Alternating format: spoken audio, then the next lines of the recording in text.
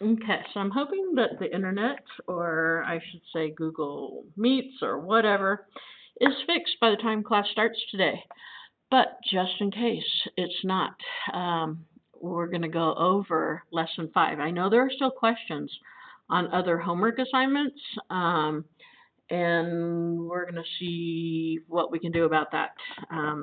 So again, just make sure your original submissions are in. If I give you some feedback on your original submissions, I'd like you to go back and fix that too. And then there will be time to ask questions and all of that. Okay, last thing that we're going to look at are the derivatives of inverse trig functions. And I want you to see how we develop those. Because for a lot of people, if you can understand that, you can derive these as opposed to memorize them. But for now, let's just derive them and see if they make sense for you. Okay, so given that that this function is an inverse function, the inverse of the sine of x, we're going to find the derivative of the inverse of the sine of x. Okay. So remember that when you see something like this, that this means that the sine of y equals x. Okay, that's what that means. Now, you could think about it if you're, kind of going, okay, well, how come that works like that? Let me find a piece of scratch paper here. Hold on a second.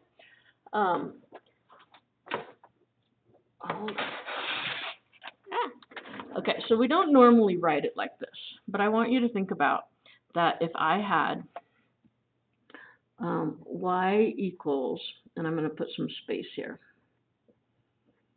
that if I took the sine of each side, and I said I'm going to take the sine of this side and the sine of this side, well, this would tell me that the sine of y, these are inverses of each other, so they cancel out, equals x.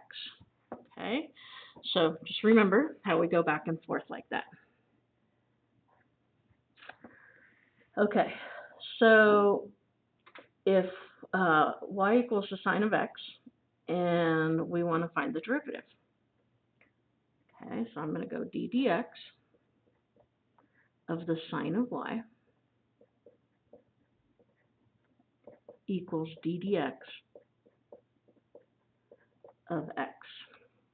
Well, I know the derivative of sine is cosine, and it's a y, so I got to say dy dx equals 1.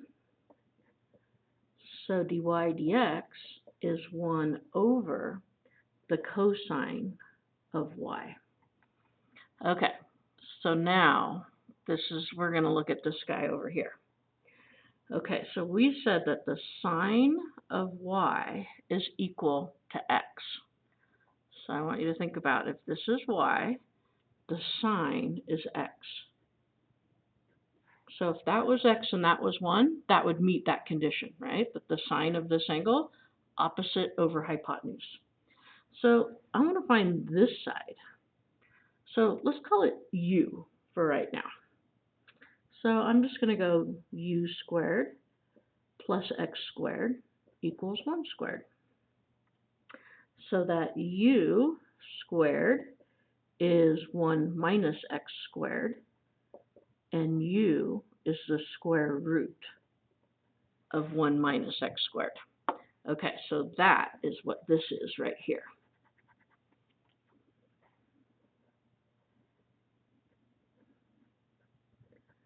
Okay, now I got to go back here, and it said if I want the derivative, then I need to say it's 1 over the cosine of y.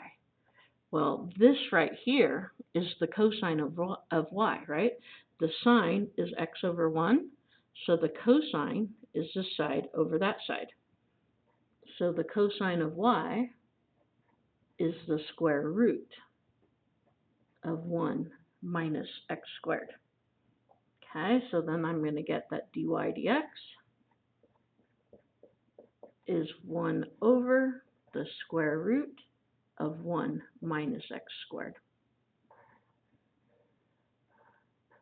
And that is the derivative of the inverse sine. Okay, now let's look at the derivative of the inverse cosine. Okay, so same thing. We're going to say, okay, if y is that, then the cosine of y is equal to x. Okay, those are equivalent statements. So now I'm going to do the derivative of both sides.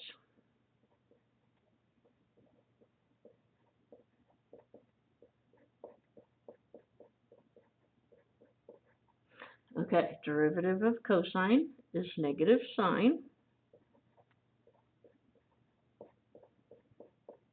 Derivative of x is 1. So dy dx is 1 over, and I could say negative sine of y. Okay, so now I want to figure out what the sine of y is. In this case, I was told that the cosine of y was x. That means x goes here and 1 goes there, because the cosine is adjacent over hypotenuse.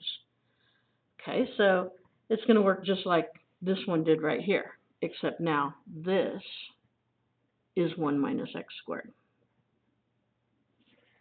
Okay, so if that's 1 minus x squared, and that would be the sine, would be that over that. Okay, so this is 1 over 1 minus x squared. We can put the negative on the top, we could put it on the bottom, we could put it right in the middle. Okay, and I'm going to put dy dx.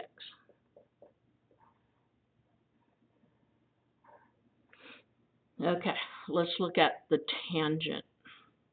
Okay, so on this guy, we're going to say that the tangent of y is equal to x.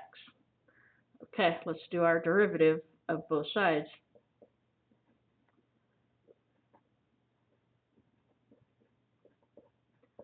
Okay, we know the derivative of tangent is secant squared y, and it's got a y, so it's dy dx. Okay, so dy dx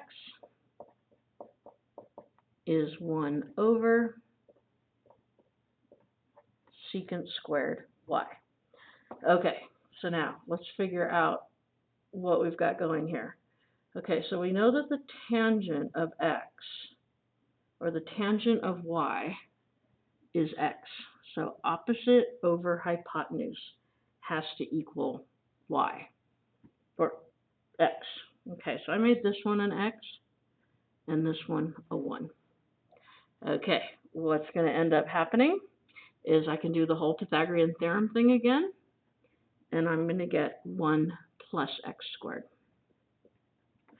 Right there. Okay, so now the cosine, or if I say 1 over the secant squared of y, that's the same thing as the cosine squared of y. Okay, cosine adjacent over hypotenuse. So the square root of 1 plus x squared, and I'm going to take this whole thing and I'm going to square it. And it's going to become 1 over 1 plus x squared.